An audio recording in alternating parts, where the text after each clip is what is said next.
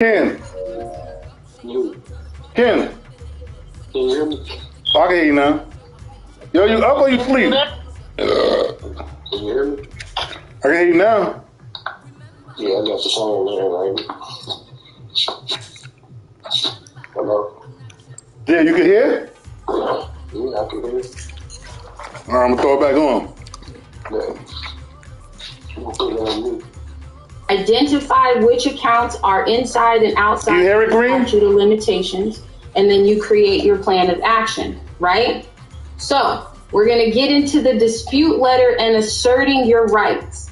So a competent person has to be able to tell that you're disputing an item on a credit report, okay? And so this dispute reason formula, your reason, your request, and your result. You identify a reason, like the balance listed on my report doesn't match my records. You make a request. I request that you investigate and verify the reporting of this account is accurate. Then you give an expected result. Immediately delete this inaccurate information account from my credit report. So it'll go into something to say the balance listed on my report doesn't match my record. So I request that you investigate and verify the reporting of this account is accurate, or immediately delete this inaccurate information from my credit report. Kareem, you can hear? No, you said it all. Can you hear? Yeah, I came in the chat. I came in the chat to hear better. You can hear better in the chat? Play it. You gotta play it. I just got it. All right, I'm playing. Right? And also it just goes to an I request. I'll digress. We'll read all of that for y'all though. Period. And the 7-year reporting period doesn't restart when the debt is sold to a debt collection agency or a debt buyer. And this is also just a quick tip for your personal addresses. So if you have addresses for an open account in good standing and it matches a physical address tied to a negative account that you are wanting to dispute and you have removed from your credit report, you got to do one of the following. Call your creditor and update your address on file to the one that you wish to remain on your credit report. So that's either a current address or an address not associated with a negative account. Or send an address change request letter to your creditor updating that address to an address not associated with a negative account or the address you want to remain on your credit report. Doing this helps to stop the address you are disputing to remove that is tied to a negative account from re-reporting when your open account updates on your credit. So we're going to... What happened? I'm confused. You said so much in that. But she kind of confused with the whole twist. Where are you confused at? Because she's talking about the address. Talking about like. No, she's saying, like, if you have an address connected to a good report. Oh. It's like saying, like, all right, you know, you're disputing something, and that address. Let's go back over it. Hold on. Get into the dispute letter and asserting your rights. So a competent person has to be able to call your creditor and update your address on file to the one that you wish to remain on your credit report. So that's either a current address or an address not associated with a negative account. Or send an address change request letter to your creditor updating that address to an address not associated with a negative account or the address you want to remain on your credit report. Doing this helps to stop the address you are disputing to remove that is tied to a negative account from re-reporting when your open account updates on your credit report each month, right? So the end goal of this process is to remove all names, addresses, phone numbers, employer, etc., tied to any and all negative accounts. How do I begin? You want to analyze your credit report for negative accounts, identify which accounts are inside and outside of the statute of limitations, and then you create your plan of action, right? So We're going to get into the dispute letter and asserting your rights. So a competent person has to be able to tell that you're disputing an item on a credit report, okay?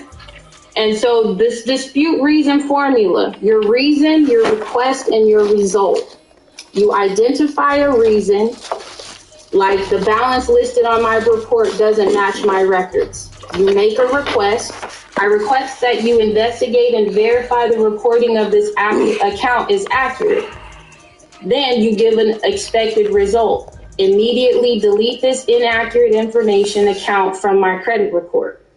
So it'll go into something to say the balance listed on my report doesn't match my records, so I request that you investigate and verify the reporting of this account is accurate, or immediately delete this inaccurate information from my credit report, right? And also it just goes to an I request. I'll digress, we'll read all of that for y'all though. Then we have what is called the compliance condition codes. So again, you guys, when we are going into fighting with FCRA and FDCPA, it is coming back in all of these verified because of the verbiage that we are using, okay?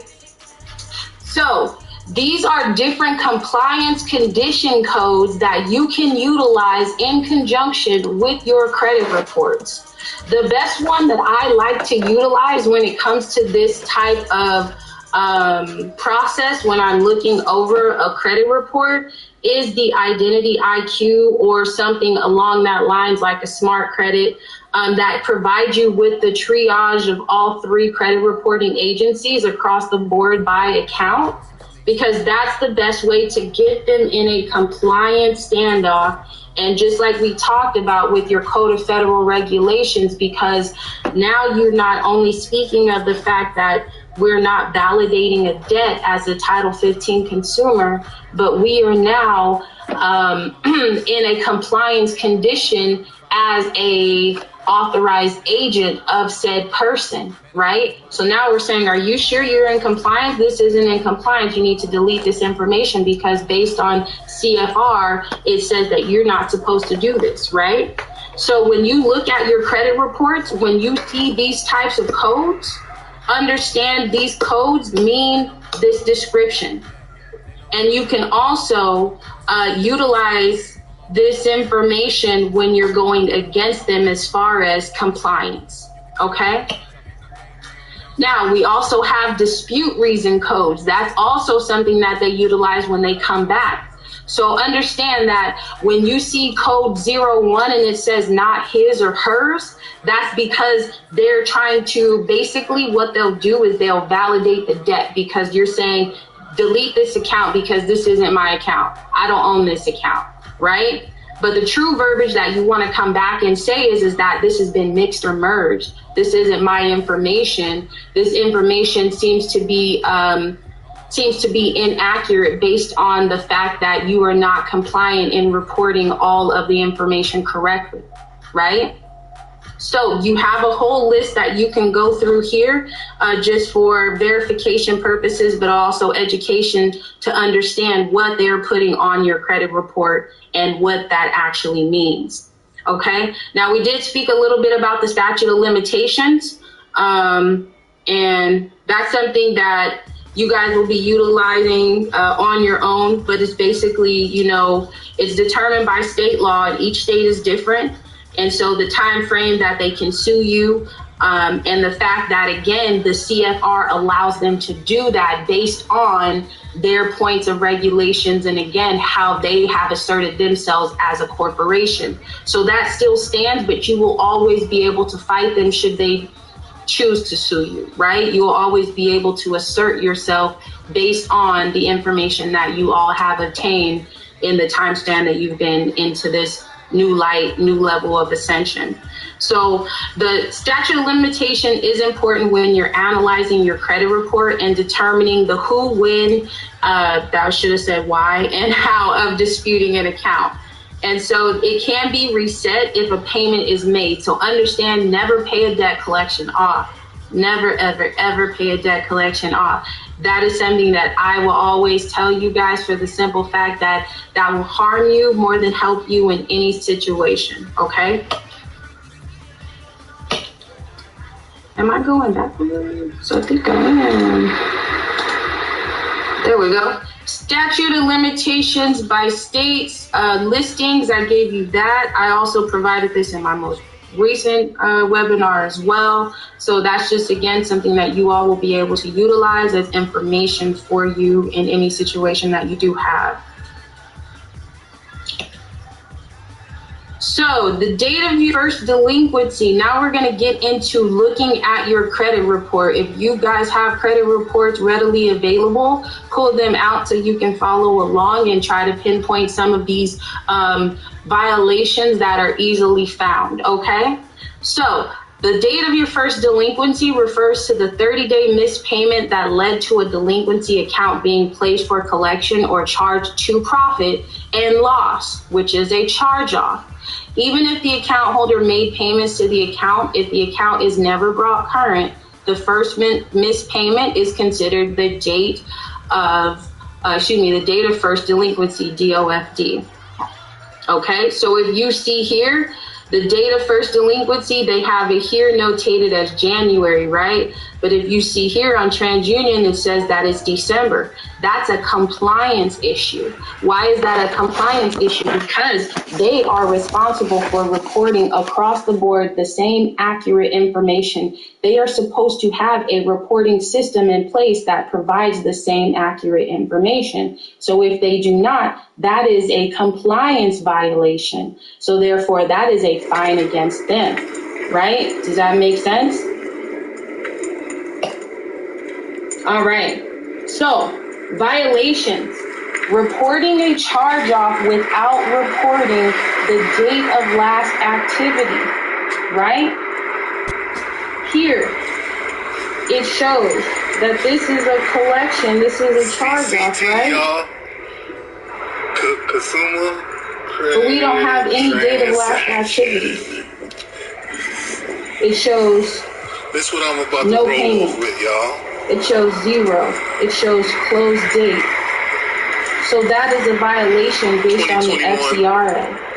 Now I purposely did not give you guys the codes because I want you to look them up on your own based on the information that I am providing you with and the tools that you have to utilize them, okay? So the stronger your mind is in order to find this information, the stronger you will be in asserting yourselves. All right? So then we have reporting a monthly payment on a collection or a charge-off account. That's also a violation. Because if you're reporting a monthly payment, it's not even no process. That says, sign, brother. Look at this, $43. Sign with no liability. But it says that it's charged off. No liability. So you're reporting inaccurate, unverifiable information that you need to delete and you're not in compliance. Right? We're going to do some Turo shit though next. But 2021. Reporting a negative account without showing the original creditor's name. Look at this.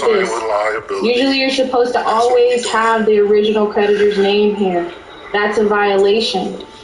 The fact that all three are not reporting this information, regardless if that original creditor is reporting it to all three or not, they have a system that they are supposed to report through.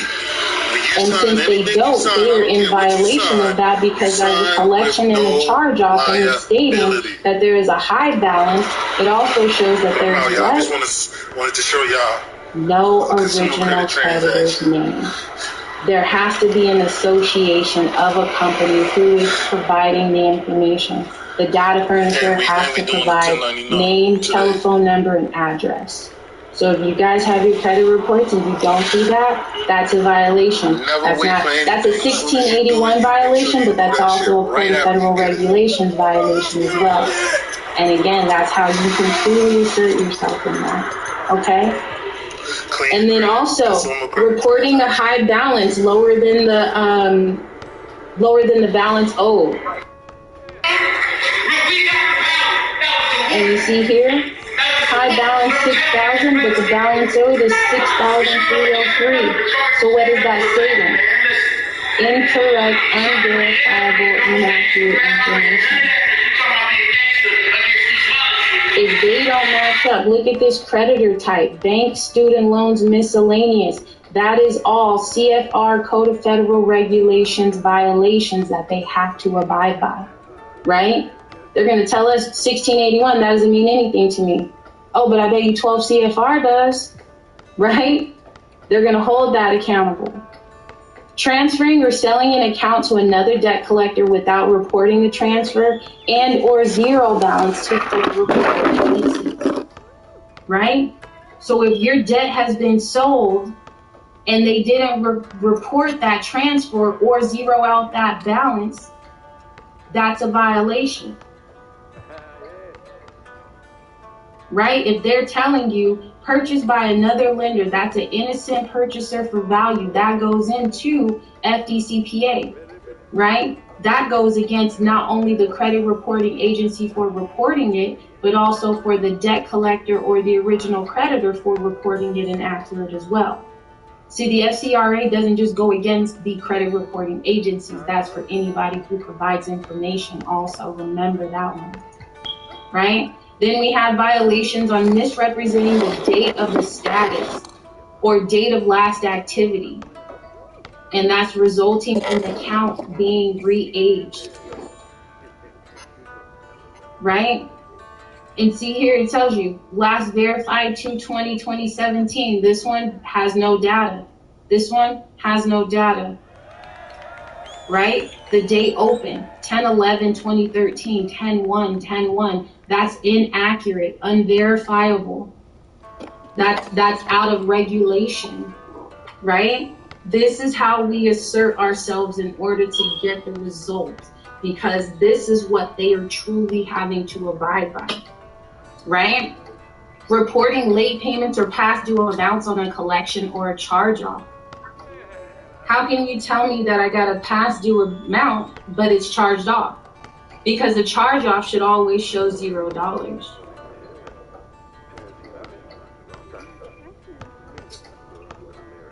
Y'all with me?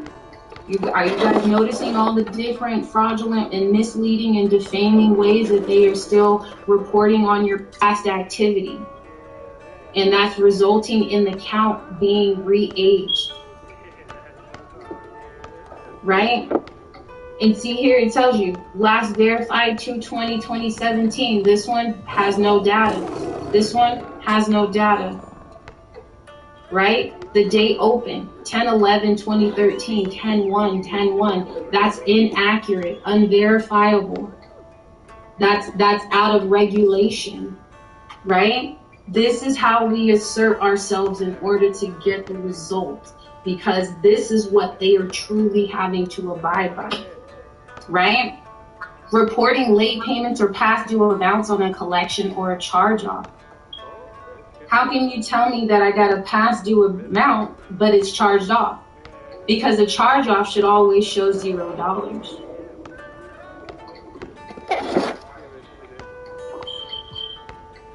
Y'all with me? Are you guys noticing all the different fraudulent and misleading and defaming ways that they are still reporting on your credit report? And even though they disrespect us when we utilize Title 15, they cannot disrespect 12 CFR, right? Then violations, failing to report a previously disputed account as disputed. Because if you dispute an account, if you dispute the validity, if you send in a debt validation letter to a credit reporting agency, and they come back to you and they say, this debt has been verified, but they never updated your status.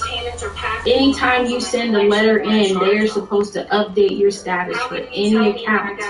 If that does not occur, that is a violation. That is a Code of Federal Regulations violation. Okay? So I'm going to show you guys briefly about the different letters and the different things that go on with the credit reporting agencies. Y'all with me? Y'all good? Drop some 4s in the chat if you guys feel like this information has been viable.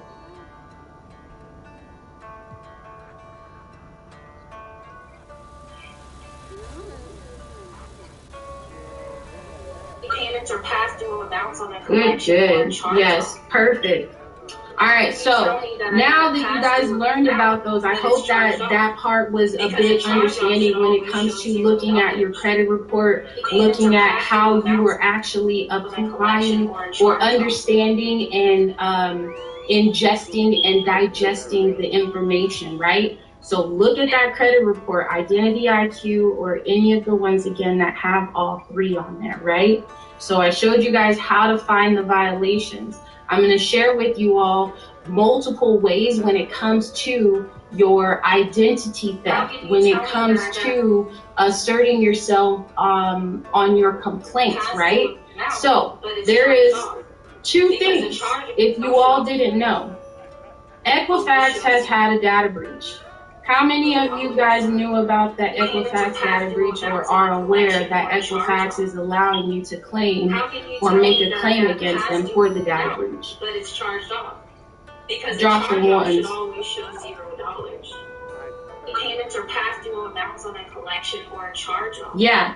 So utilizing this information here, it's super helpful because this is an additional layer when it comes to your credit report, okay?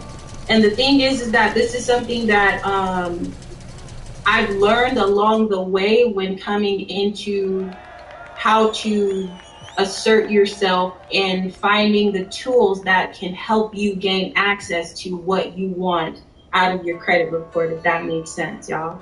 So they have this complete site here. You actually can do an extended claim. Oh, but that's not what I wanted to show you guys.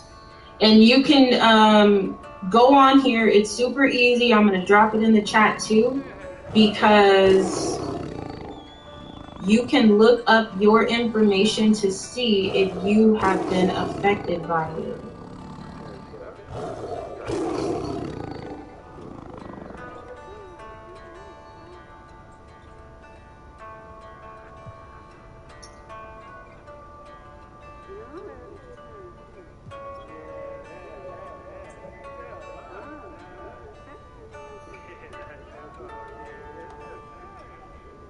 Yes, Keisha Jones. So when you did that, did you make sure that you actually went through the process? So when you guys go through the process, and I don't know what's going on, man. It's not coming back up for some reason, but I did drop it in the chat. But you can actually go here and go through a process of filing a claim. You can get up to 20 hours at $25 an hour of how long it has taken you to fix your credit, to do any type of research. You can also file a claim for any losses that you have occurred, any denials, any credit denials. Say you went for, you know, a $45,000 loan. If that loan didn't help you, then 1 second. Hi, son. 1 second. 1 second, y'all.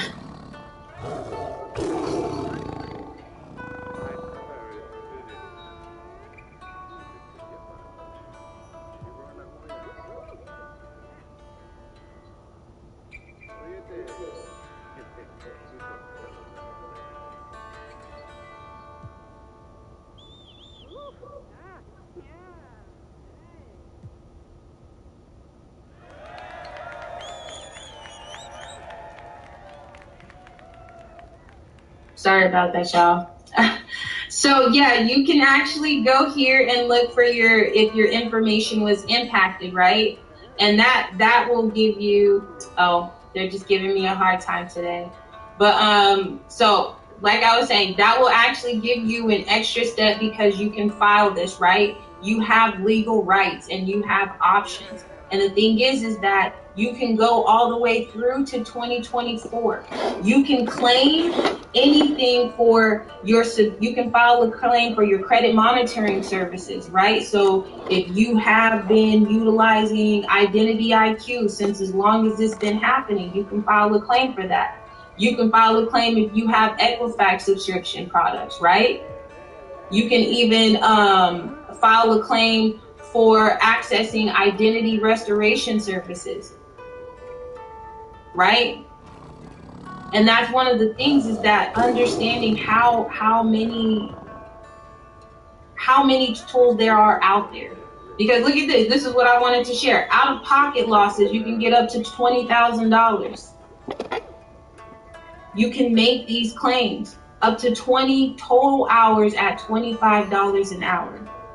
I don't know about y'all, but I know that I utilize a lot of my time trying to fix and clean up my credit, because I've been a part of this Equifax data breach, and that data breach has willed more data breaches, right? I don't know if you guys know, but even about, having Identity IQ and Experian, you could utilize that. Yeah, and Keisha, proceed. Go with, if you were affected, if your name pops up after you see, to see if you were affected, utilize that, you guys. This is a tool that is for you. They're telling you, we owe you time, we owe you money. Anytime you guys go and look at your credit report, anything you need to clean up on that, if you've been naturally affected by this, man, utilize it, right? You also have T-Mobile, okay? Did you guys know that T-Mobile on August 17th, they had a data breach? Now, if you are a T-Mobile user, if you know T-Mobile users, guess what? They got cybersecurity threats. Now they're telling you, hey, it's our bad. And it's on or before July 19th. Look what they called them, a bad actor. Right? A bad actor illegally accessed our or acquired personal data. I wonder how a bad actor, right?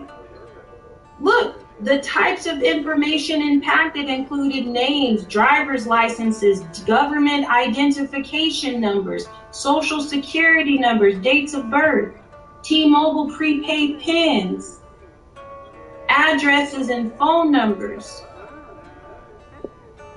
It tells you everything. This is your entire life right here. This is who you are. This is who 95% of us have associated with for a large majority of our lives, is a name, driver's license, government identification. That's the only thing that they have to identify you in the system, in any system of commerce, right? Now they're telling you, yo, all of this stuff. Exactly. Metro PCS falls under them too. Why? Because T-Mobile has that. Yes, I'll drop the link for T-Mobile too right now. So that is, again, a way to utilize the service to help you and assist you, okay? So I have 2 letters that I will be including for you all to utilize when it comes to the FCRA, right? And so this letter here is a personal information letter.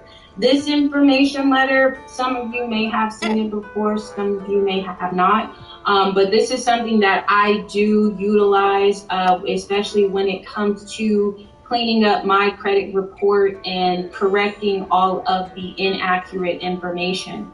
So just like I was giving you all that gem about the addresses and how to update your information, you can also get a P.O. box. I strongly suggest, especially if you are a part of iSelf-Law, following in that lead as well as far as privacy and protection goes.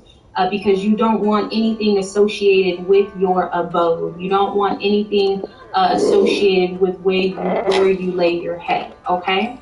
So this letter here, always address any of your compliance issues when it comes to the credit reporting agencies to the privacy compliance officer. They all have a way of getting this information, okay? They have a compliance department, right? They have, whenever you send a letter to whom it may concern, that letter does not concern anybody on the other end, right? So you always want to address it to someone. Many people say do, the CFO and this and that and the third, but For me, I like to go to the source of the issue, the person who can actually regulate and understand what I'm speaking about, right? So this letter is just really good. It's very brief. Everything is highlighted for you, colored in red. You will need to read it thoroughly. I purposefully put mistakes in there, so should you just choose to copy and paste and not read it, that'll be your fault, right? I'm not here to hold the hand, but I am here to provide the information. So I want you guys to be sure that how you are applying this and how you are applying the information is solely for your situation or whoever you're helping, right?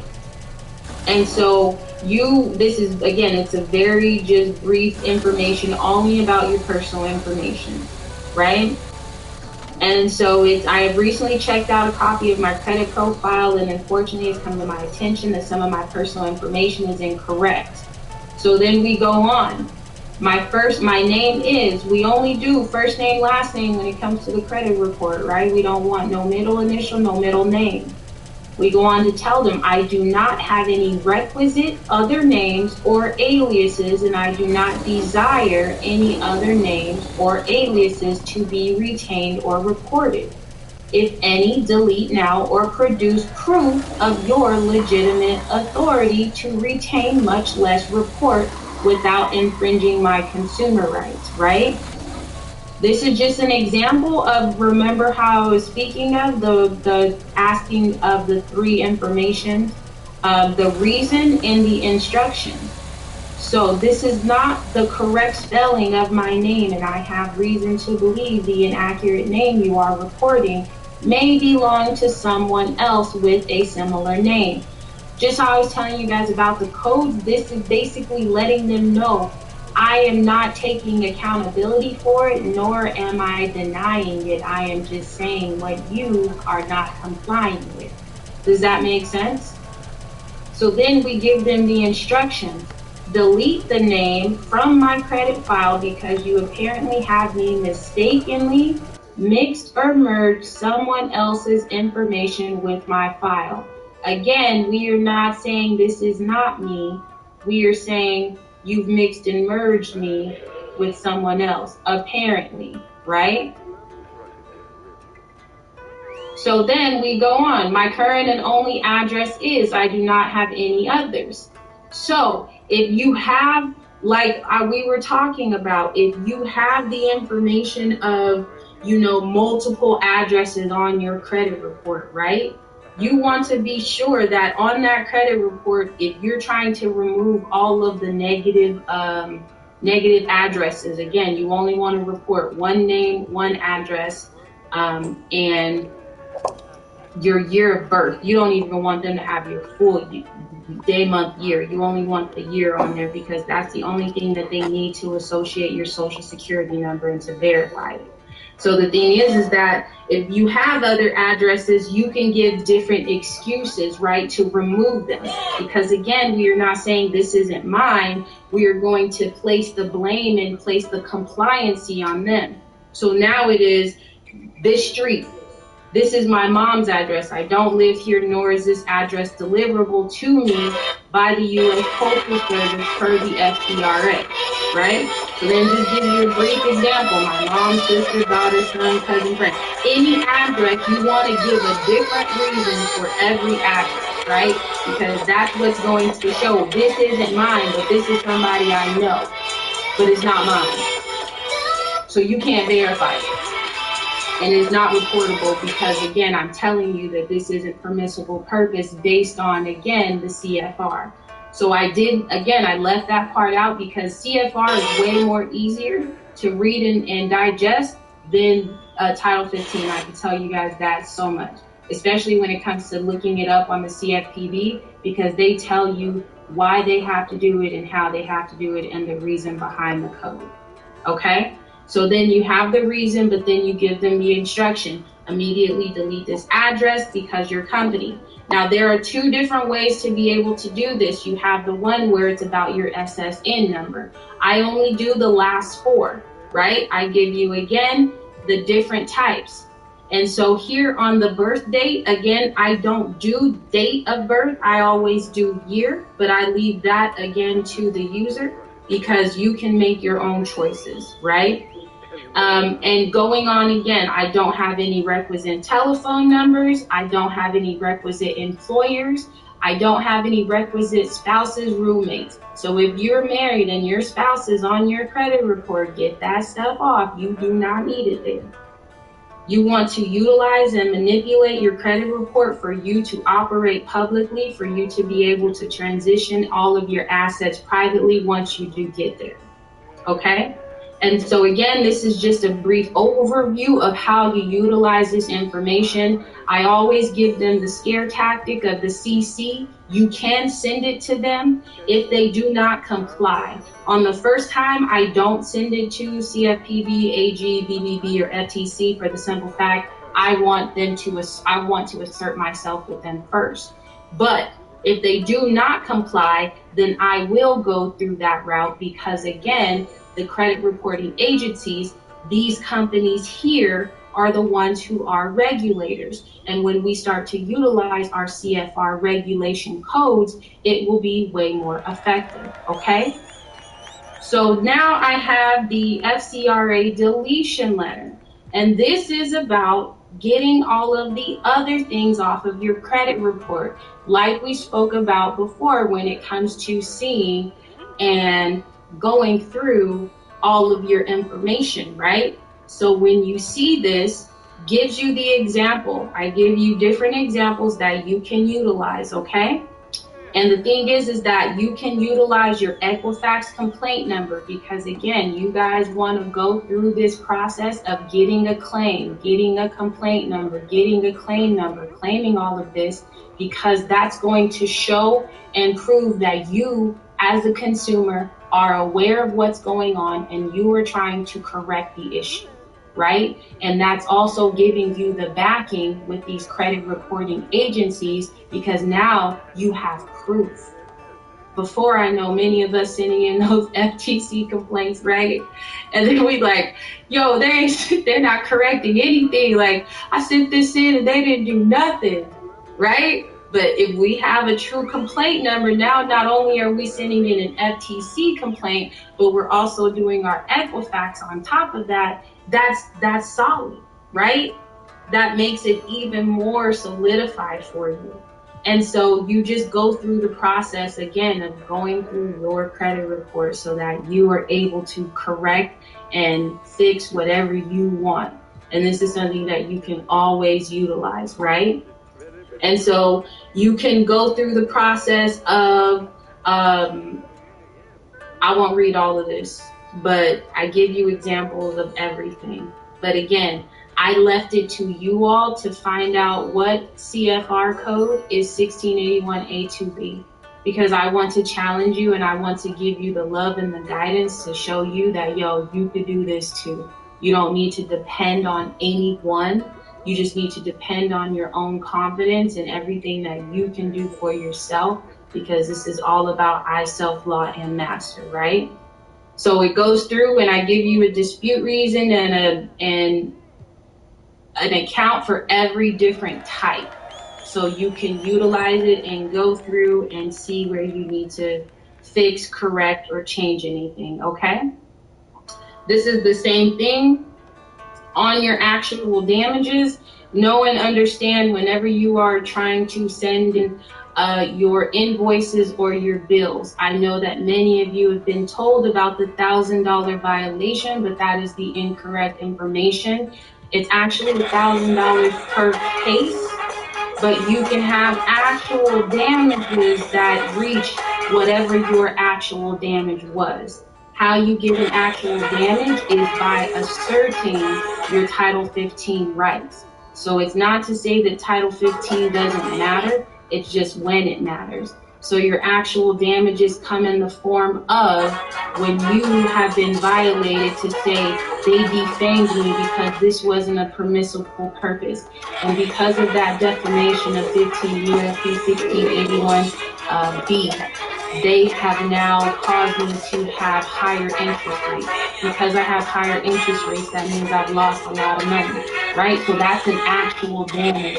That's how we actually get the bag, right? Because we are actually showing them how this has affected us and not just saying they violated this law, right?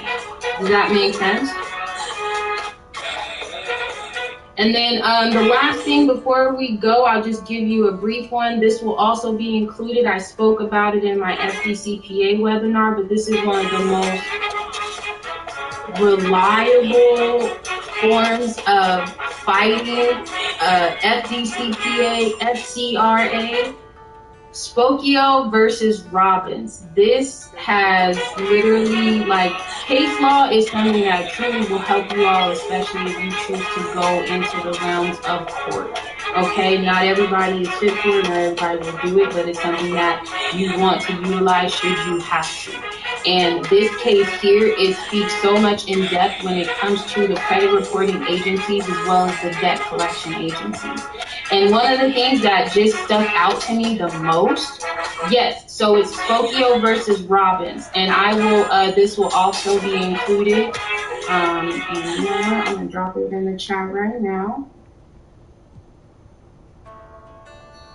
So I just dropped it in the chat, but again, this will be included in the folder as well, okay?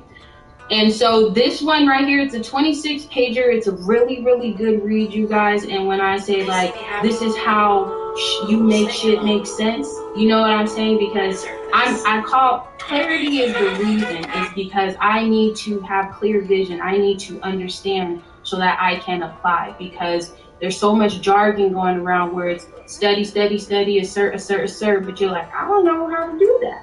You know what I mean? So you have to take a lead from somebody else, not just what you're hearing, but actually the information, right? So I always tell people, don't chase people, don't chase what they're teaching, chase the information so that you can learn for yourself. I'm gonna tell y'all, fact check me. If I said something wrong, if there's multiple, because there's so many ways to do things. I'm only giving you the information that I've obtained. I'm only showing you what I've done.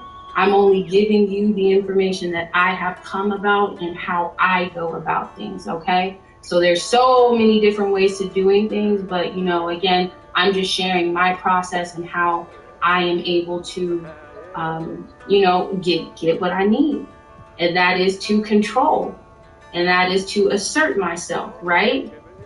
And so that's, again, learn from experience, not experts, okay? So one of the things that really stuck out again about this is the simple fact that he said, a remand is required because one claim in Robbins' complaint rests on a statutory provision that could arguably establish a private cause of action to vindicate the violation of a privately held right. Pay attention to that, guys. Privately held right. We have private rights. Those private rights are our constitutional rights. Those private rights are our human rights. Those private rights are not these damn mandates. Those private rights are not these damn policies, right? They're not any of these things that come in the form of amendments. You heard? We are our own people. And so we have private rights. We have, and it's shout out to Chief Angel, who just had an amazing webinar, unalienable rights. I can never say that word right. Unalienable. Damn, I can say it slow. But you know, those are things that we have to know and understand when you're coming into this information to unlearn and relearn, right?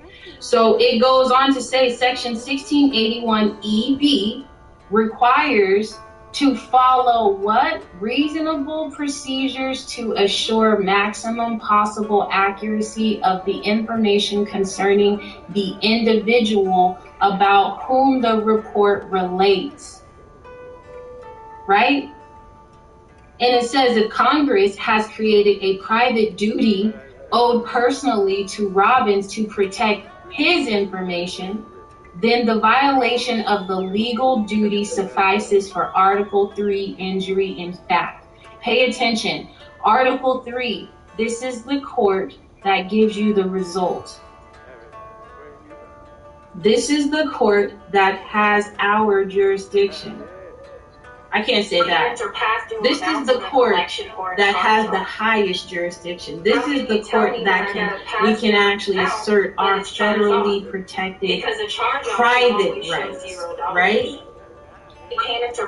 And so it goes on to say, if that provision, however, vests any and all consumers with the power to what? Police. To police. We police the reasonable procedures. Just like I was talking about with TFR, that's how we police them. Right? And it says that without more, then Robbins has no standing to sue for his violation absent an allegation that he has suffered individualized harm. So the fact of it is that as long as we don't stand in who we are, as long as we just say, hey, you guys violated us. You violated me on 15 U.S.C. 1681, but guess what? You didn't have a code of federal regulations to back that to say you were out of compliance. They don't care about our titles. They don't care about us as a consumer or a natural person. They only care about the extension of credit that we initiate, right? And so this, again, I'm not going to go too deep into it, but this is where a lot of your resource can really help you guys, is that you want to find a flow in all process that you do. Okay? So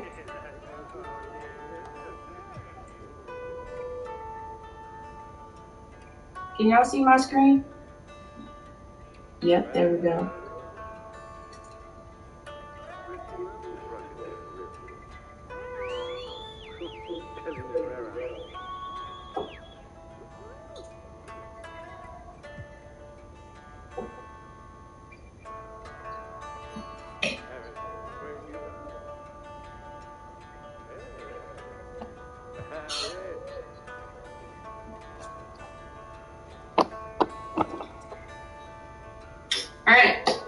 Never let them control you, or only you can validate a debt, right? Study, then execute.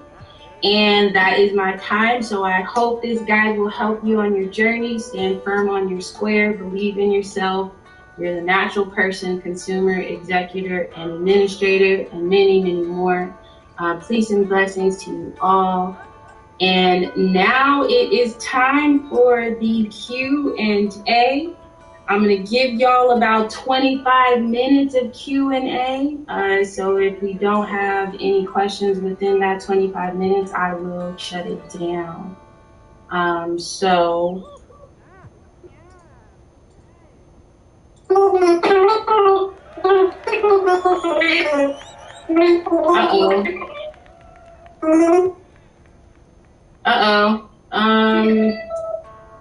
Your sound is very, very choppy.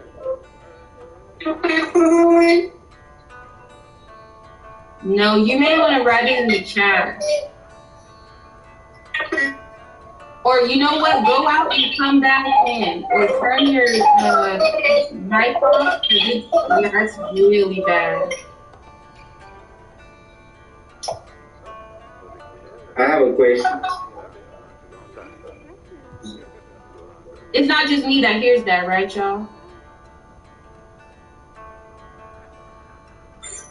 No, it was bad. Okay, I thought so. Definitely. I have a question. Okay, yeah, go ahead. So is it safe to say that as a consumer, you're dealing in the public versus the private? Correct. Okay, I just wanted to verify that. Thanks for the info. You're very welcome. I got a question too, right? So, you know, when it comes to them verifying or validating on any of these reports, right? There's a code. I mean, there has to be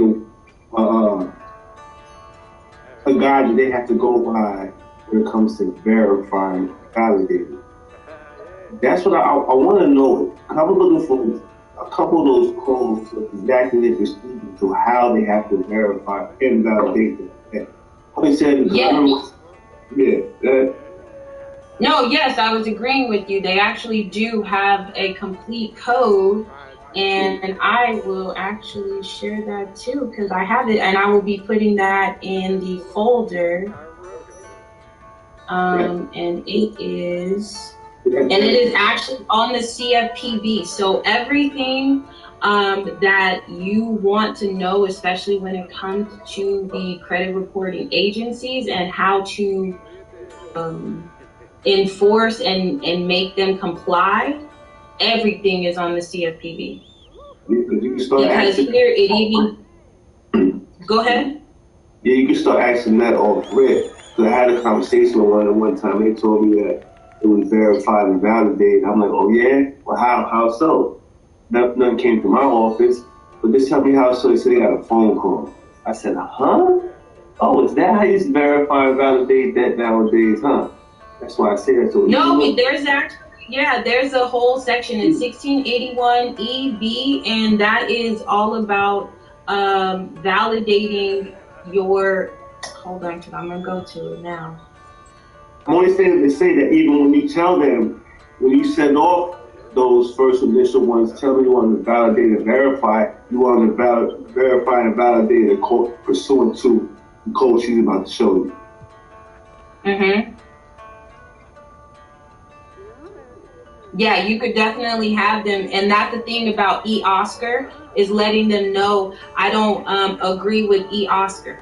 So when you do that, you're also stating to them that you don't want them to do an automated validation, which is the only thing they're doing, like I was talking about with your addresses, is that they'll just go through a system of affiliates or analyzers or anything or any company that they're associated with to pull any information that you're requesting. And so that is their form of validation. But we can go to them and ask them, show me where you did an investigative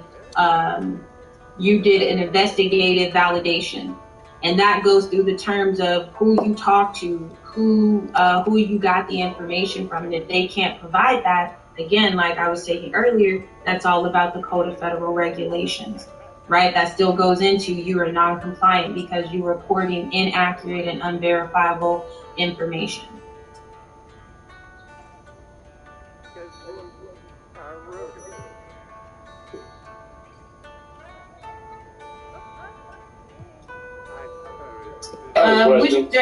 Go ahead.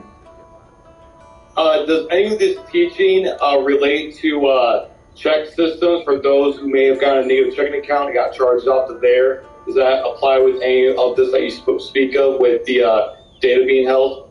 It surely does. You want to go through, so I will show you here. You can actually request a file from Check Systems, and then you can ask them the same process as you do the credit reporting agencies on how they validated it, because they are going to come back and provide you with the information from said company. And if they cannot, then they have to delete it. And if that happens, I assume that I could sue for like $1,000 check for a violation of some sort? Yeah, you surely can. You can get them under that, but also, like I said, you want to be utilizing this 12 CFR code, because when it comes to check systems, they are a part of banks and banking, right? And the thing is that they are the duties and furnishers of information.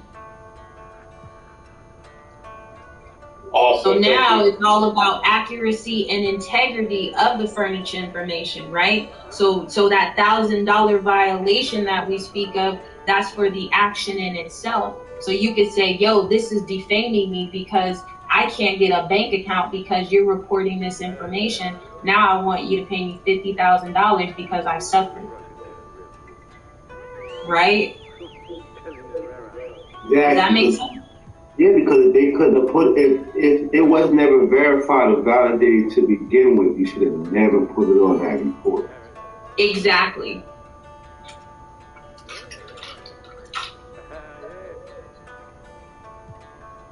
And see here, this even speaks about the direct disputes. It tells you a furnisher must conduct a reasonable investigation of a direct dispute if it relates to the consumer's liability for a credit account or other debt with the furnisher, such as direct disputes relating to whether there is or has been identity theft or fraud against the consumer, right? Whether there is individual or joint liability on an account, or whether the consumer is an authorized user of a credit account, right? The terms, the consumer's performance, any other information contained in a consumer report regarding an account. Then it tells you their exceptions. So they don't give us exceptions in Title 15, right? They don't say, oh, they can't do this and this, except, right? They don't tell us this. And it says the direct dispute relates to the consumer's identifying information other than a direct dispute relating to a consumer's liability for a credit account or other debt with the furnisher as provided in paragraph A1, which is up here, right, of this section, such as names, date of birth, social security number, telephone numbers. See that direct dispute? Remember I was just telling you guys about the letter? But you see now when we're telling them, hey, delete this because it's not mine. Now that's their exception. They're saying we don't have to. But when we address them on a compliance level and we say, you have me mixed or merged, then it's saying, oh, we're not in compliance. Does that make sense, y'all? You speaking their language, you just gotta shift the language. Yep. Great. That was great how you doing it. We gotta talk the language. That's it. Yep. That's it. I have a question. Yeah, go ahead. First of all, thank you so much for sharing your knowledge with us. I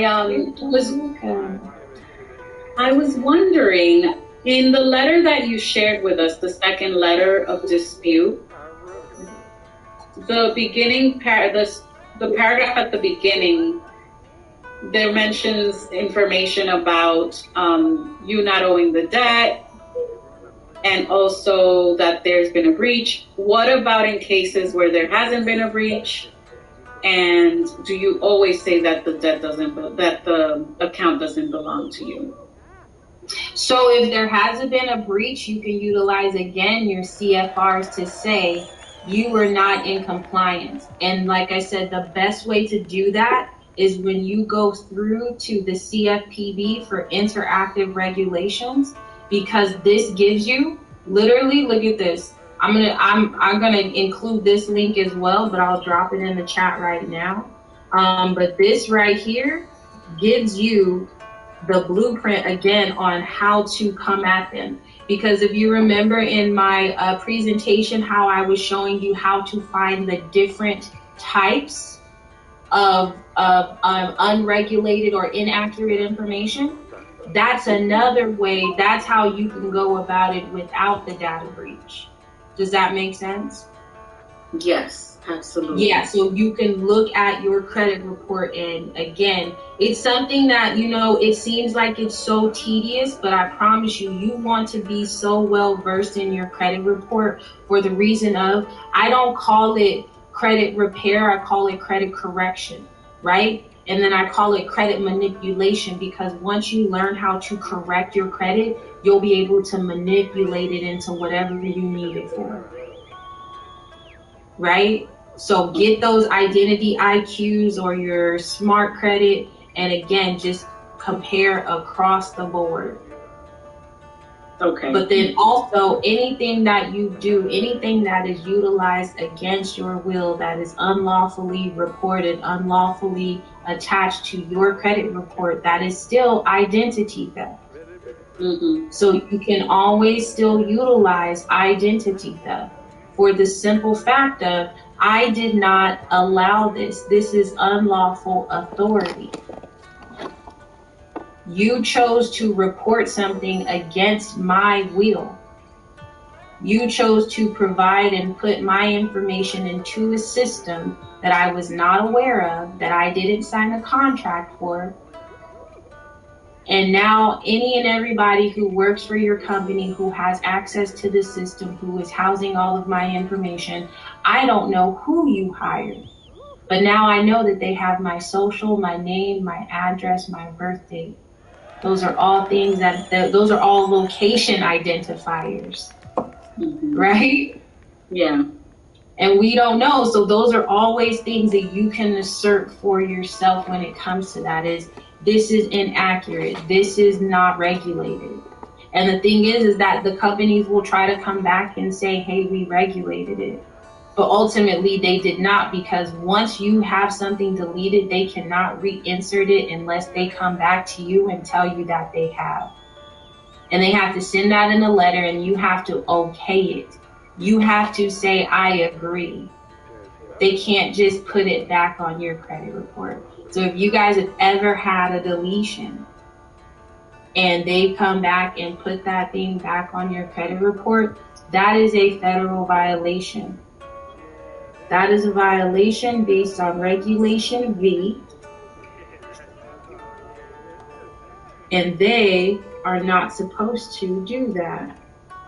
And I want to show you.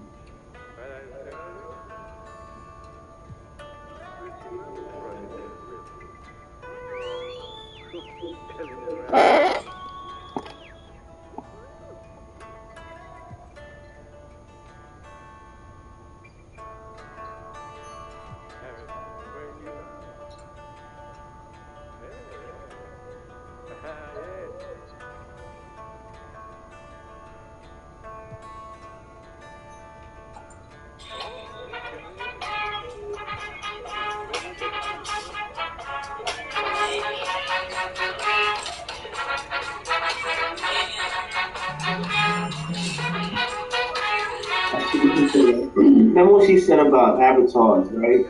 All these credit reports, that's exactly what you guys are doing. It means avatars out in the public. So you boosting this credit up, and then you guys are distracting the credit, and the policy program up. That's all good. Anything that's you're taking that and just putting it in this is and then they put out there. Hey, Chief Angel, your sound is really choppy. Oh man, but anyway, we see that. We could barely hear you. Well, only thing we heard was Avatar. All right, can you hear me now? Yep. Perfect. What I was saying is that when she was talking about avatars and things of that nature, see, when you're doing this credit report and stuff like that, you have to reflect. Remember, it's really not you. It's just a business. But move with it as a business. The same way that you would build your business people, credit scores and paybacks and all that stuff, this is the same thing. Because eventually you don't want to use this period. You don't want no benefits and none of that sort of stuff. But for now, while you're maneuvering, you're accumulating and gathering up different assets, different credit, utilize that and grab up those real tangible assets, gold, silver, minerals, land, and stuff like that, transfer it back, and utilize those expensive credit. And when you start overspending, like I said, who you really are to begin with, then you start seeing obligations were never yours to begin with. And you start learning how to discharge them, sold them. It's not so much as discharge them, you just sending them to the place where they're supposed to be. Whoever controls on the road, controls that's what it is. Make those avatars and the relationship, something that's cool. We put together, so like I said, these PFRs, and the USCS, that's their power too. Back up to the phone, Angel. Quit walking away from it. Okay, that's what I'm saying. She said that the 15 USCS is power, but how they have to be regulated, that's where it comes in because you're not in compliance. You see what I'm saying? So if you're not in compliance, there's a problem. You have to be in compliance to be operating out here in this commerce because you are regulated. All these entities, even if it's CFB2. I mean, you have to be regulated because we put you in position to protect what? Our unalienable rights, period. Not the other way around. So if they're violating any of those kind of rights, period, you have to check them. So they can be held accountable for that, not doing what they're supposed to do as well. So it's beautifully the way you put this together, it's the way you do the guys. I'm calling you.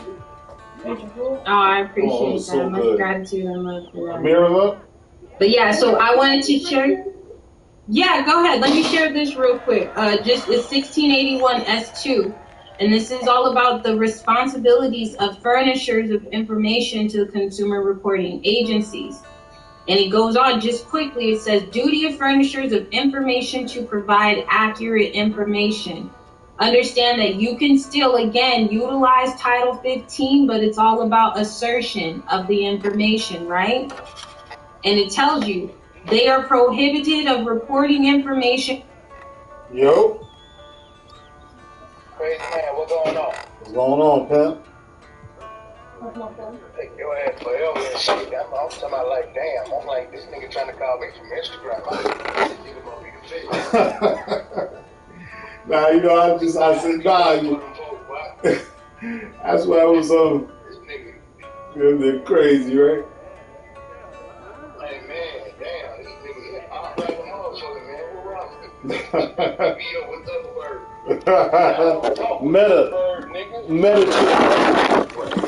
Meta shit. I am gonna buy me some land up in that motherfucker soon, though. Yeah, got to. Before that shit get you out. That gonna be the going shit. Why buy some real estate up in that metaverse? Yeah, oh yeah. I seen that. They definitely making that shit a home. Yeah, nigga, that's a thing, bro. Yo, 50. Listen, 50,000. 50,000. Okay, so what you do? I already did a little video, so we ain't gotta go. What you do? So first. I seen you when you was out there looking at the little shit, whatever. I said, okay, I'm gonna go.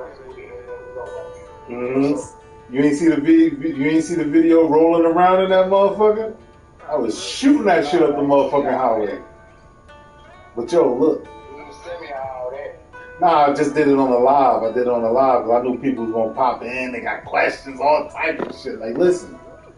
I told y'all motherfuckers, all you have to do is when you're signing anything, you make sure you eliminate liability. So what I made Unc do is sign without recourse 3415 and reserve your rights 1308. That's it. Anything he signed, he put that under his signature. Anything. So now, when the disputing process pops up, we already signed it without recourse and without liability because I've learned through my contract they already gonna sign without liability, without recourse. So if they do all the actions they do, they're already saying we're doing this without liability. So if we get caught, we're not admitting anything because we signed it without liability. If we get caught, listen, we signed it without liability, we're just gonna walk away. So we did to flip the script. We already signed without liability. I told him, these two codes are important. You want to sign reserving your rights and without liability, without recourse. 3415 and 1308. That's it. Underneath. Yeah. How they say it in the town? Yeah. Yep, that's it. I said, listen, I want to let you know, Unc, whatever you do, don't sign by itself. Sign without liability. Sign with your rights reserved.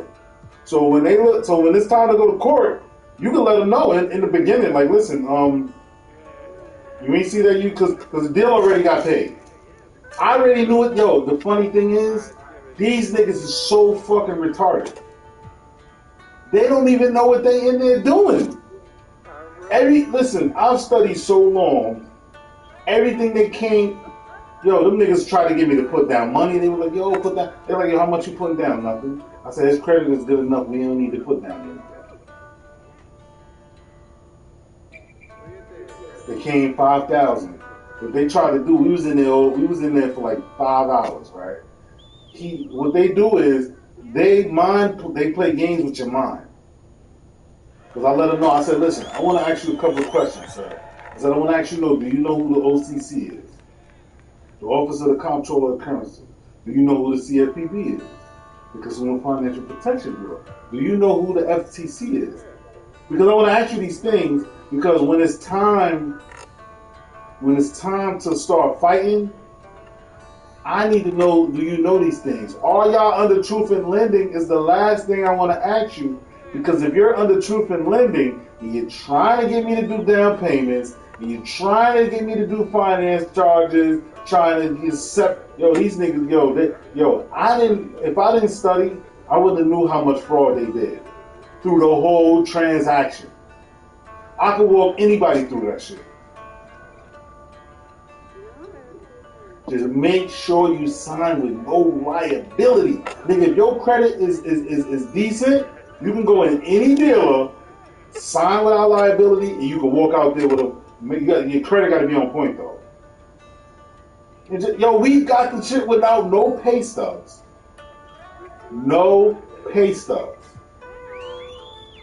I didn't give them no pay stubs. Once I started mentioning truth in lending and other, listen, the dude tried to sit there. I said, listen. I said, the conversation you trying to have, I'm not about to educate you, sir. I said, if we're going to have a conversation like this, I'm going to need you and the general manager. Not you, if you're a manager. I need the general manager who managed these 3 locations. We need to sit in a closed room so I could ask him a couple of questions. Is there any money? What are you doing with the signature and the social? Is the signature... The only thing you supposed to say was, what do the bank require me to do? Not only that, but... No. And I don't even want to break all the codes out. I want them to commit the fraud. We want you to commit the fraud. We only welcoming the fraud because now we learn how to change positions. If you learn how to change positions, everything is hunky-dory. But if you don't know how to change positions, don't try this at home. Don't try this at home. Because when we're changing positions, we're updating, we're correcting the contract. They can do all the fraud they want, but we can always correct the contract. Because we are the original source where it comes from. Because I told the guy, I said, GAAP, I said, general accounting principle. I said, is your financial, I said, you're trying to assign, see, I didn't want to go into too much detail because I studied all year. I said, listen, sir, I'm not trying to teach you anything right now. I'm not even trying to educate you. I'm not even trying to put you on notice for shit you need to look out for next time. I said, listen, let's just do this transaction, but I'm going to tell you a couple of key pieces. So I said, I said, you're saying bank. I said, the financial broker or the dealer? You are the dealer, not the broker. The broker is for the houses. So you're the dealer right now. All right? So you're the dealer. You are just a funding portal. You are just the extent. Yeah, you're just the pass through because you're gonna contact. Once they. Basically, what they are. Basically, what the dealer is. The dealer is the one that's signing for the motherfucker. No, listen, sir. You as a co-signer. No, sir. They are just the funding portal. The social is just a pass-through, like a pass-through utility. You know, like, it's just your transmitting utility is just a pass-through. They are there to contact the Treasury. They contact the Treasury, via the social, and that's why they listen. You have never even thought of how they are able to make these accounts in our names, and we never knew that we supposed to take control over this. How can you make something for we are using the we are using the straw man, right? Because that's something they created for us. So we got these companies.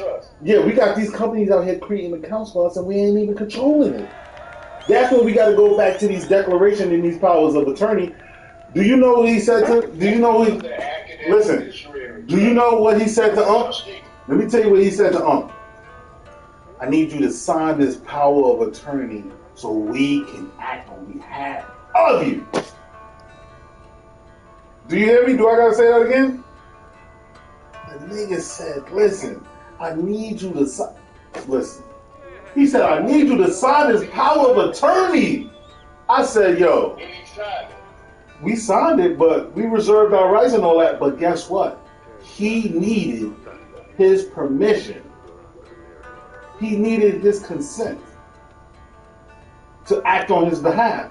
And that's what the rescission of signature is going to do, because it's going to revoke that. It's going to cancel all of that.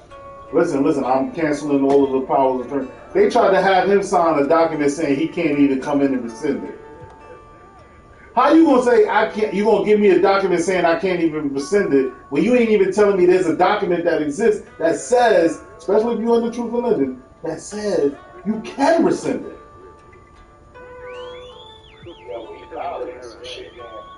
Listen, they violating the whole truth and living. They violating the whole truth and living. Yeah, that's wrong. Listen, bro. That's a fair case. Listen, bro. 2020, say it with me. 2022 money. I've been saying that in 2021. 2022 money, man. Say it with me. Because that's all we going into. Listen, man, this is about to be a fucking ride, man. We about to go to the next stage. We about to go to the next motherfucking stage, homie. Now, all the nigga got to do is have his credit right, because we didn't give no down payment, and we didn't give no, and all we gave was credit. The credit is good. It's enough to pay for the transaction. You can't deny it. He said he went through 5 people and 1 accepted him. It's okay. He could accept it for the transaction, but guess what? We need to know. I'm going to know. Hold on. I never knew I had to notify the Treasury, but guess what? We're going to notify the Treasury. I ain't have to give him a 1099 then and there now, but we're going to give him one later. How about I'll just file it for you and call it a day? Because I don't know if you're going to file it. So guess what? We'll file it for you. I might just bring one down there. Yeah, you got to get a copy. You got to send the red shit to Exactly. That's going to the motherfucking IRS. The IRS. But you know what? I want to call him tomorrow too, because I want to see, because we in 2022. So I'm going to ask him a question, because I asked him a question about the 2020 for the OID, that you don't need to file a 2021 and the 2022 with the OID. You can still use the 2020 OID for 21 and 2022. So I need to call him tomorrow, get some clarification. They say, oh, excuse me, can I use the 2020 A and C for the 2021 and the 2022? Oh, if I can, thank you very much. So you gonna call? I'm gonna call IRS tomorrow. I'm going to say, doing the 1099 A and C, because I know for 2020, OID, I can use that for 2021 and 2022. So can I do the same for the A and the C? Because if I can use the 2020 for the A and the C for 2021 and 2022, it's a fucking wrap, bro. It's a wrap. Because you don't need it. You can use the old one. So they're saying you can use the old one for the New Year's.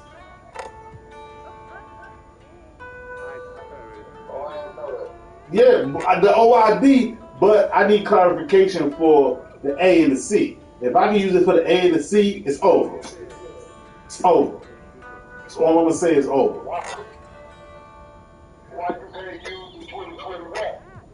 But you don't need to use the 2021 if you can use the 2020. What's the significance though? It ain't no significance. It's all right. My thing is the year that you created the account is the year that you do the 1099 in, because that's the closing account, because they're going to ask for the closing year. The closing year is always the year of the date of the transaction. So if we just did a transaction today, that's 2022. From what I'm understanding. I did them in 2019. I ordered a whole bunch of 2019s. That's when I did all my 1099s for 2019. All the cars I got in 2019. 2018, got to do 2018. 2017, 2017, whenever the transaction transpired. So now, my thing is moving forward. Since you done already done them, I'm thinking I'm supposed to be doing the 20 OID now. Yeah, but I heard, but listen, sir. Let me tell you what I've learned. And I got this from you. And that little clip. And this is how I mastered it. When you went over that Elcon Bay shit, when he was sent, that taught me to always give them notice. So when I give them notice of what I'm doing, I drafted my own notice letter. Not even what he did. I drafted one similar to what he did. And all I'm letting them know is, I don't have liability, fix it. You the trustee, fix it. I don't take no liability, fix it. You are the agents. You are the tax professionals. Fix it. If I correct it, if I'm wrong, correct it. That's your job. So anytime I'm sending anything, I don't give a fuck what I send. I'm going to send anything. If I do it wrong, I do it wrong. But guess what? I'm giving them notice. UCC 202, 1202. UCC 1202, that's notice. I'm giving you notice, and they're going to see that code. They're going to see I'm using the code. IRS. UCC 1202, I'm giving y'all notice that if I mess up anything, correct it. Trustee, I give you permission. That's it. That's it. That's it. We always sign with liability, because if we don't put without liability, by default, we are accepting all the liability. Period. My coming of days, I've learned without liability. So I don't want no liability 3415. No liability. I'm reserving my rights 1308. So I don't have no liability 3415. Period. Period. That's it. Without recourse. Without recourse. That's it. That's all you need. Man, nigga, I got a new motherfucking enforcer too, though. Well, I put all that shit on that. Yo, that would be I need some shit like that. I need to start getting some shit like that where I ain't gotta write it on everything. I can stamp that shit. Yeah, nigga, I got my fucking shit, nigga. I don't spend that shit, nigga. I got my 5 releases and clothes on my shit. That's good. That's good. Listen. Those are let me tell you something, sir. Those are the two main ones. I told you, pass, and I'm gonna make it my business to make sure when I get to the level that we need to get at, that he gonna always remember it, and I'm doing everything that I'm doing in the name of him. In the name of him, I said I'm gonna make him proud.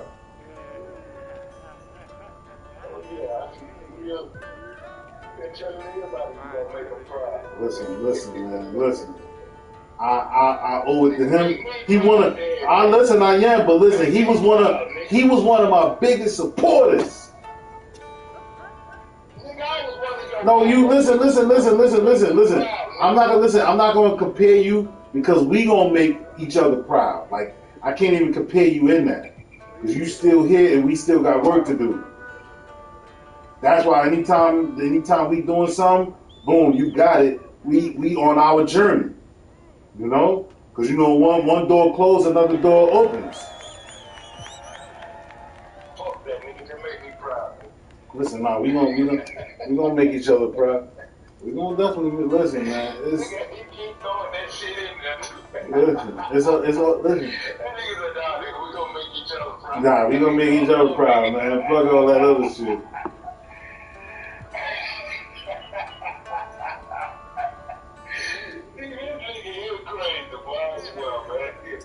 Listen, we gonna get right.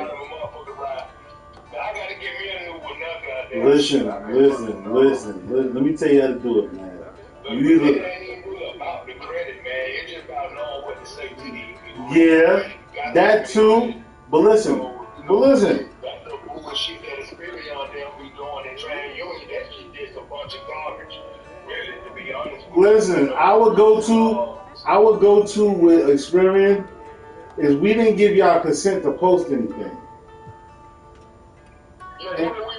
And if we didn't give you consent to post anything, intent to sue. And how we make them fold is we file that complaint. If you ain't gonna file that complaint, just be a debtor. Just be a debtor. Work every day to pay debts your whole life. That's it. Let's put together the letters tomorrow and goddamn make it do what it do. Put the motherfucker together tomorrow and make it do what it do. Shit. Because I'm tired of goddamn really playing. I want to go ahead and tell you what I got. And just go ahead and just take it to the air real quick. You know what I've been on? Well, you know what I've been. You know what I've been on lately? Pacer. What's that? Pacer. I've been on Pacer.com. Pacer.com. You know the dude. He got me on that Pacer.com, right? You know the dude that called out Umar on them? There was a lot of people called them niggas out who? The nigga Vance Dotson. Vance Dotson. I think I might know. When I seen him expose bureau bullies, when I seen him expose bureau bullies,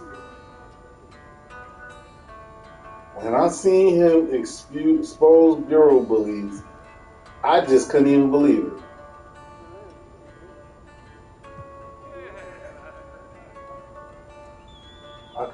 I think me and Umar are gonna have a walk in the park one day. So, well, I'm gonna have to expose these niggas. I think me and Truth gonna probably get into it one day, and I'm gonna have to expose them. Just know 2022 is gonna be it's gonna be some shit. Cause remember I told you that, because if these niggas mention me from some he say, she say, I guarantee you, El, it's gonna be on. I'm dead ass serious. I'm gonna go all out, because I always try to eliminate myself from that he say, she say. When people talking about them, I look the other way. That's y'all bullshit. I'm not in it. Because I'm trying to get my shit right. Y'all niggas already fooling the people, and I'm not in it. I'm just trying to get where I need to be. I already know niggas have been calling y'all niggas out for fraud. I've seen it. I'm gonna leave it alone right now. You know how that? Remember that saying, save it for a rainy day? I'm saving that for a rainy day. Don't play with me. Just do not play with me. Don't say my name. If a bitch come to y'all and they saying something, I tell you, if Umar or Brother Truth comment to this situation that's gonna unfold, it's gonna be some problems. Yeah, because I seen you. I got an alert saying that you supposed to throw shit about. Don't believe everything you hear. Don't believe everything you hear. It's about a I'm gonna just say it was about a person, right? I met him at one of the conferences, and they wanted a little bit of help doing injunctions and this and that and this. but business is business. You can't mix it. You know? So if we doing business, you gotta set aside your feelings.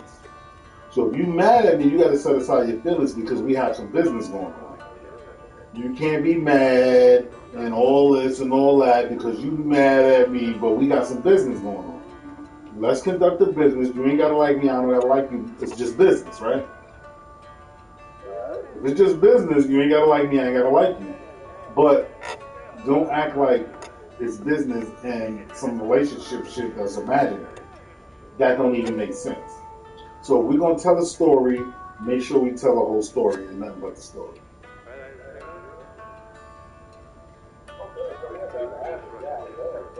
Alright, what done happened is somebody paid for some services, right?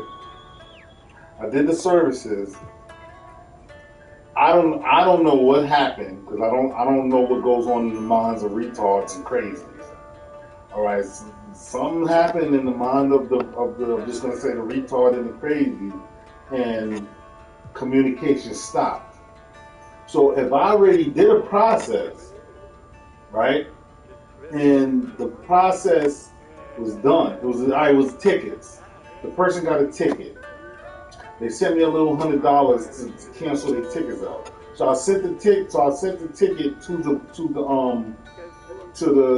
DMV motor vehicles or what have you. Now, if I put the person's information in, somebody's supposed to call me and say what type of correspondence they got from the people, right or wrong.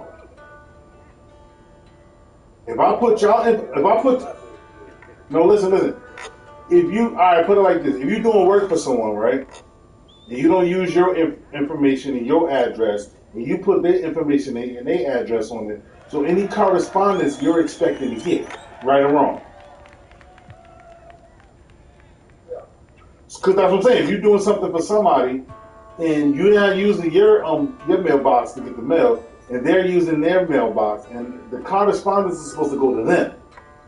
If they don't let you know what correspondence comes back, how are you supposed to know how the situation is, or what the situation, or what's going on in the situation, or if you just don't even speak to the person no more? Can you act on their behalf? Yes or no?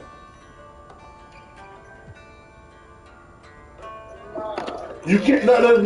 That's just a plain yes or no. I can't help you if I send mail to your house. And you the only one with that mailbox, and I don't have no access to that mailbox. That means if something come to your house with correspondence, you have to tell me right or wrong. You have to tell me, right? So.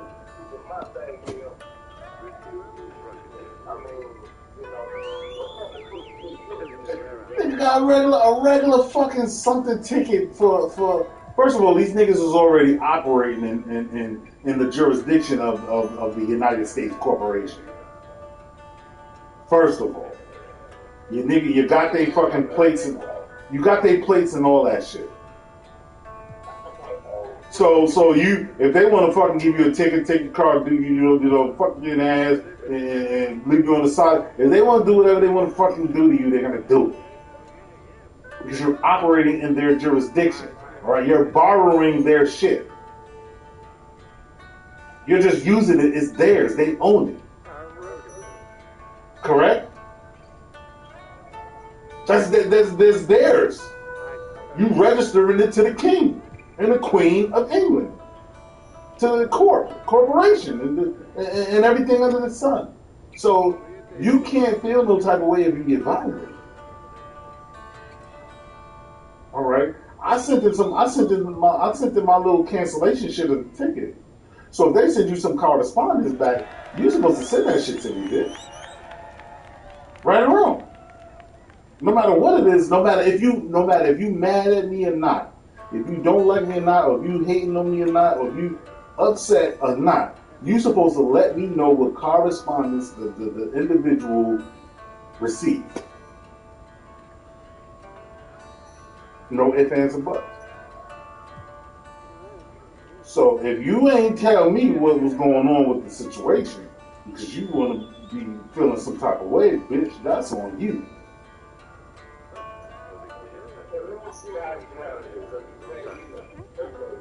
So the person, all right, the person reached out to Ken, right? Kenny.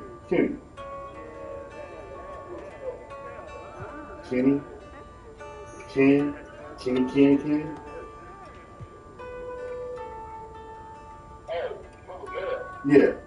The person reached out to Ken because we all, just you see how we be having our little circle? And then we be having a little,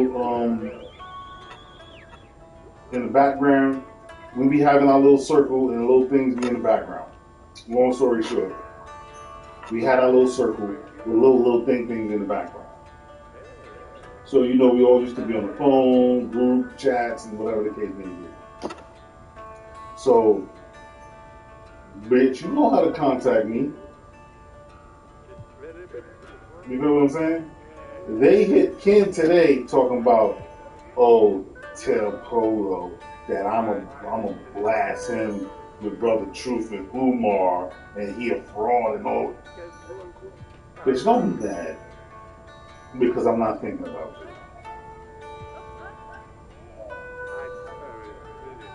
Like, don't. No. What I sent to the DMV was no debt collector could wear a badge on the uniform code. And you know, I did my little stamp. I did my stamps. I sent it to them. So now I'm looking for a response. I want to see what response they're gonna give, so I can. I want to see what response they're gonna give, so I can dispute the debt. Because if they're saying you're already saying it's a debt, I sent it to the DMV because everything goes through the DMV, the Department of Transportation.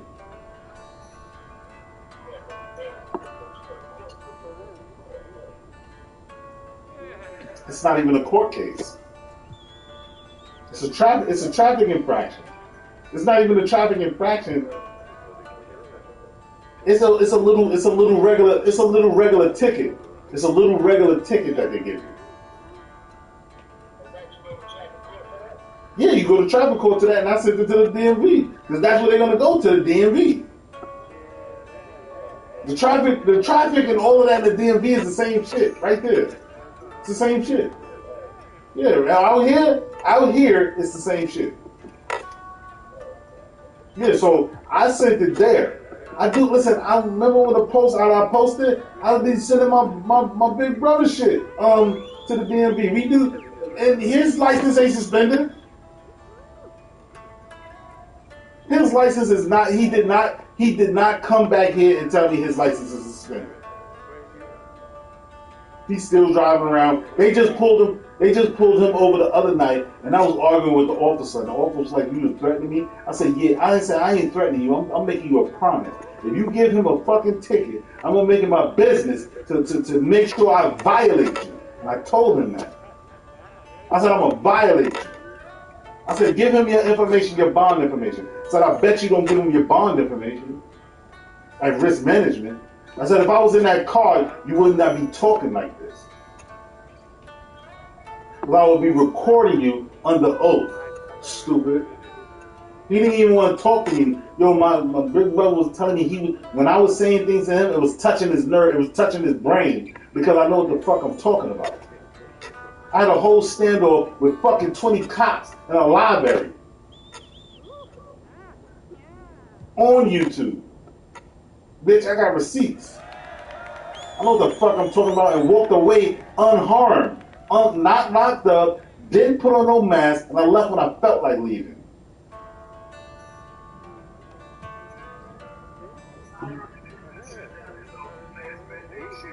Yeah, I just seen that the Nassau County Supreme Court just ruled that the new female governor, the female governor can't even, like what the fuck? Like, this bitch is telling them that you can't overrule the fucking Supreme Court. You can't overrule the Supreme Court. Hell no, you can't.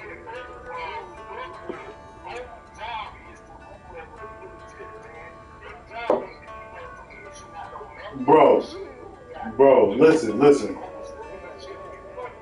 Listen, let me tell you something. You know what I'm about to do? A freedom of information for this bitch is over. I know, I be seeing them, I be posting this shit, I be trying to fuck with them. Listen, after my, nah, he shared my shit. I was in a little group, but I like to make noise by myself. Nah, yeah, I see them. They get locked up and all that. Nah, yeah, I see him.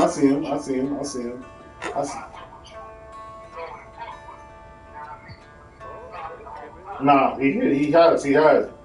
Since I crept up on him, he been the same way under the de jure of the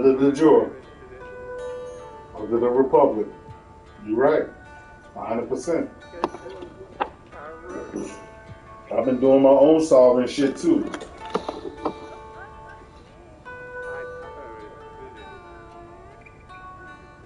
But yeah, that's what that shit was about. Like, listen, don't ever try to step on my credibility, because and this is the exact reason why I haven't even charged nobody yet. Like, anything I've been given free. So, bitch, tell me where I stole from you at. You know what I mean? If you just mad, just say you mad.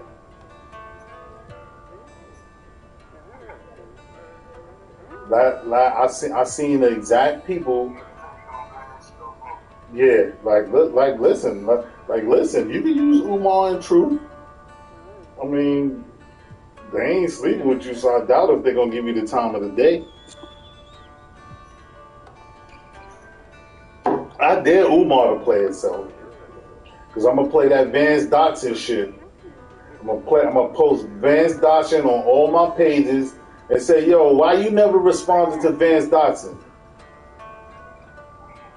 I'm gonna say why, and I'm gonna play the video. I'm gonna say, hey, Umar, why you never? Could we get a three-way live on why you never responded to Vance Dotson? Vance listen, that nigga got a whole video, right, of Vance Dotson saying, like, Umar, you charging people for all these $500 for all these Bureau bankrupt the bully books and all this, and you sitting there doing a form of paupers? You doing a form where you don't have the money to pay, and you charging niggas $500 for books? And you don't have $400 to pay for a case? And then he out here doing fucking cases and never won none of them. This nigga did all these complaints and didn't win none of his complaints. None of them.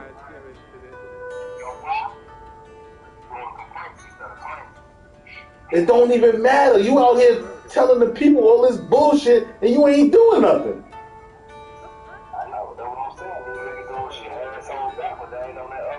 Exactly, they dismissing his shit. So listen, that's how I'm gonna fold Bureau bullies. Cause I checked that other bitch at Bully Weekend the first time I was out there in the A when Bureau Bullies was doing it, and I checked that little chocolate chick, and I was like, yo, why y'all do videos no more? Then I was checking her about the finance charge and all of that. So I said, hold on, I've been doing a lot of studying. So I said, listen, let's have a competent conversation. I said, because we competent minds over here. So now let's have a competent conversation, right? And we was having a conversation, and she didn't know shit. She didn't know shit. Because when I was asking about everything we was talking about, you ain't know what the fuck we was talking about. I said, listen, you ain't even making no sense. And you supposed to be with the Bureau bullies. She wasn't making no sense. I just couldn't even believe it. Because I sat there and had a conversation with her, and I'm like, yo, hold up. She don't even know nothing. I studied that finance charge in details. 1605. I broke down time price differential. I said, bitch, I guarantee you can't break down time price differential. Tell me what it means. Two different prices for the same thing. Now break it down a little more. She couldn't even break it. She didn't even know what the fuck was going on. Stop faking the funk. Not. That's what I'm saying. Listen, bro. This is what I'm saying. If people want to play, I got receipts. I got videos. I got videos when I'm in the front line too as well, and these niggas can't touch me.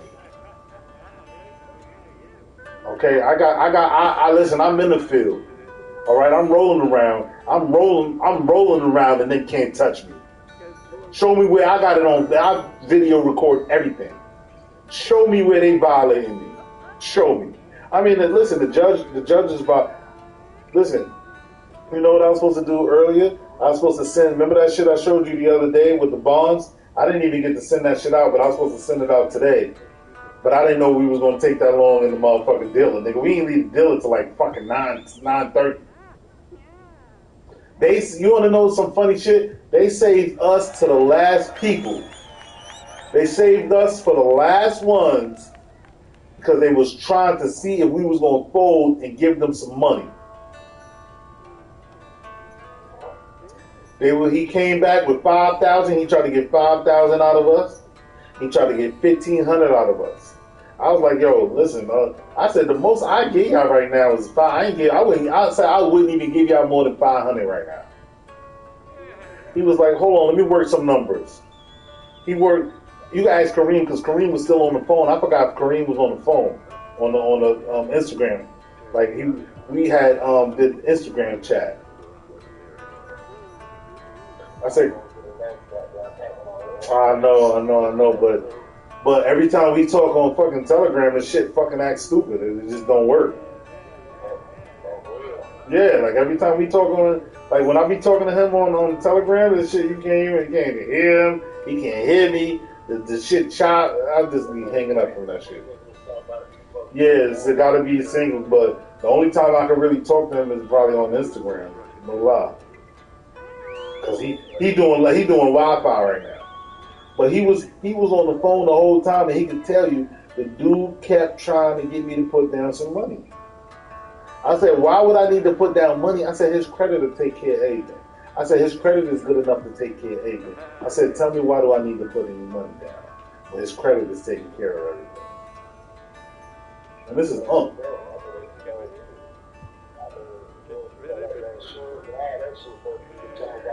Exactly, but that's why I got the bitch lawyer on speed dial, yo. She said if shit is within a year, she could take it right to federal court and get paid.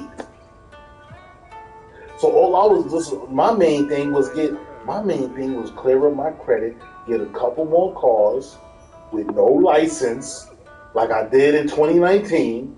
I got 4 vehicles with no fucking license, bro. They took my shit in 2019.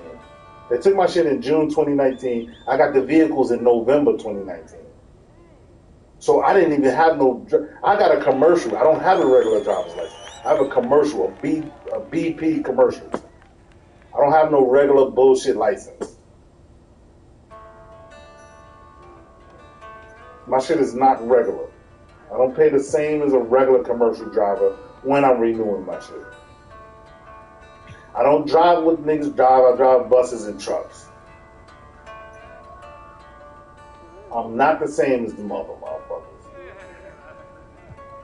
I did not have no driver's license when I got all my other vehicles.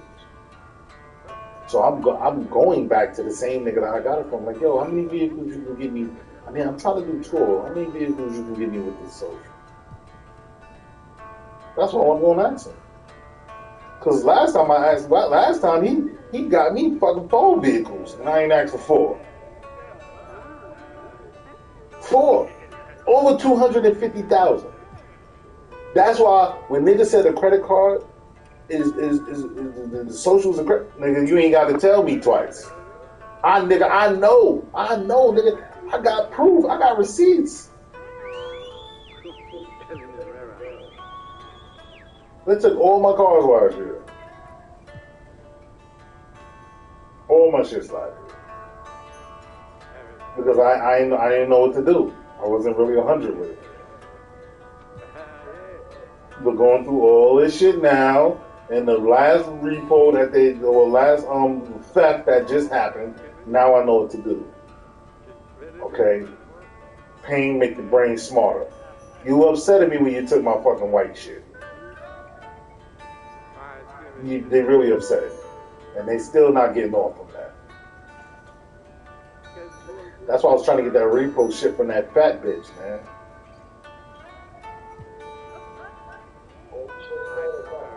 I tried. Nobody ain't buying that shit. That's why she's selling all that other shit. Nobody ain't buying the repo for some reason.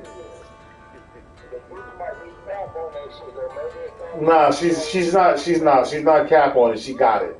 I need the blueprint to the complaint. That's how she's using to format it. But I really don't even need it because I know how to format it because I have all the juice. The repo letter. Then I sent you the repo letter. I didn't send it to you. But the repo letter that I sent,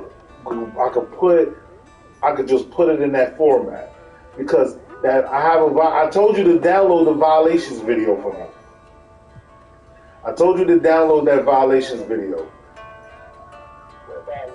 I said, yo, can you download this violations video? And I sent you the video. I sent you, but I don't think you ever did it. Because that violation, wait. Nah, you didn't. Nah, I'm about to go right to it right now. I'm about to send it to your ass right now because I know.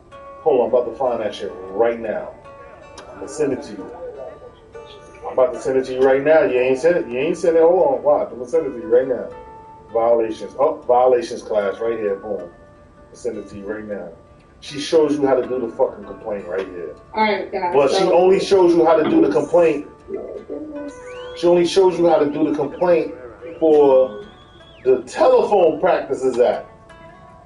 She has the fucking she has the complaint for every fucking for the FCRA, the FDCPA, and the Truth in Lending. She got all those shits. And the fucking UCC9. I've been trying to get that shit from her. That's why I've been taking that repo class. Because she has the blueprint that will make everything so easy and simple. But she's not trying to give it up because not a lot of people don't even try to do the shit. Because you keep trying to fucking charge too much for it. Stupid. I'm like, why you keep trying to charge too much for it? Come on, you fucking playing games. Like, niggas trying to learn this shit. She trying to get niggas to just keep saying nothing consultation. Nah, I'm not giving you no money for no fucking consultation. Yeah, no, but listen. She got it.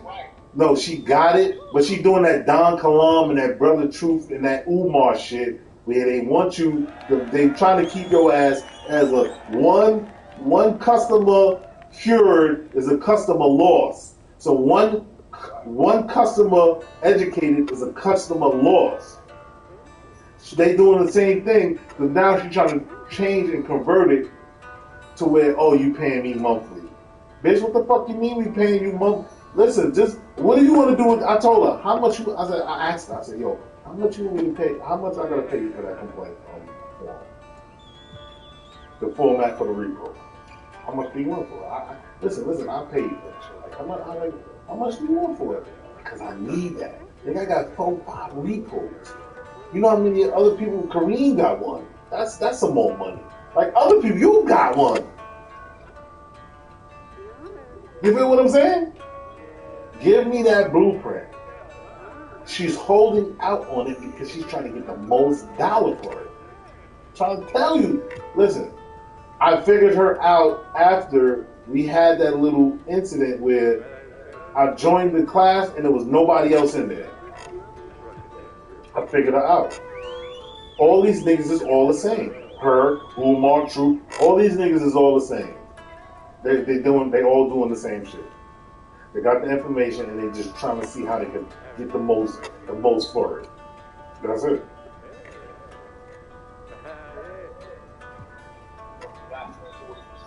Yeah, and I sent that a while ago.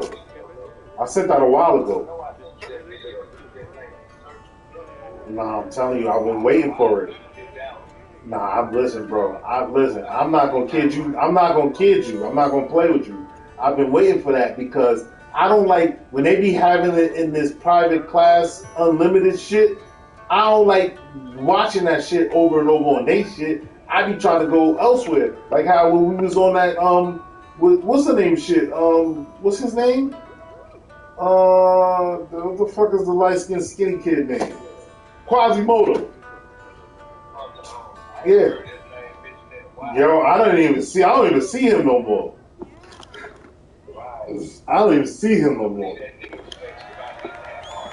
Not only that, when Atia was saying that these niggas was not even really getting that shit, when I seen that shit, I was like, alright. Because I know when Atia on it, she on it. And she always trying to prove somebody wrong. She always trying to catch somebody in the fucking lie.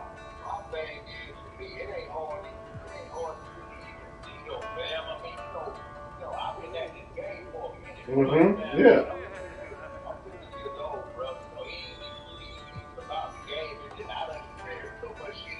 Mm-hmm. Absolutely. Mm-hmm.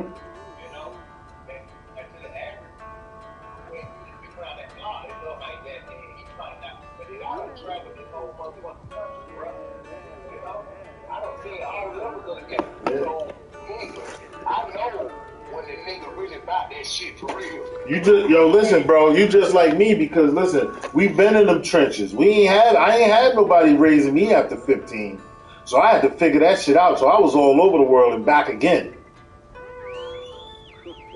I had to fend for myself, feed myself, and figure it out for myself.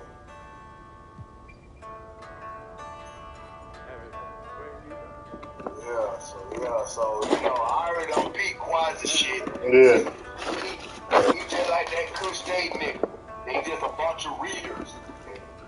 He read. Yeah. They don't really do shit with it. They read it, but then they read it aloud to you. Make it look like they really just more educated than shit. How they into the shit or whatever, that ain't nothing got you, cause all you doing is just listen to read. You know what I mean? Mm-hmm. So, and really Quasi, you really for the motherfuckers get their car for really for real. I mean, they really pull their car around that motherfucker, cause, nigga probably already done did. That's what I'm saying. I don't even hear from him no more. I ain't hear from Quasi. Listen, I ain't hear from Quasi, and I done almost forgot about Quasi. I don't see nothing.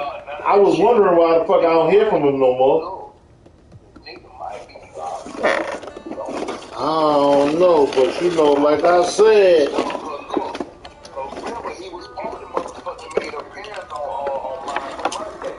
Oh, word, you absolutely motherfucking right.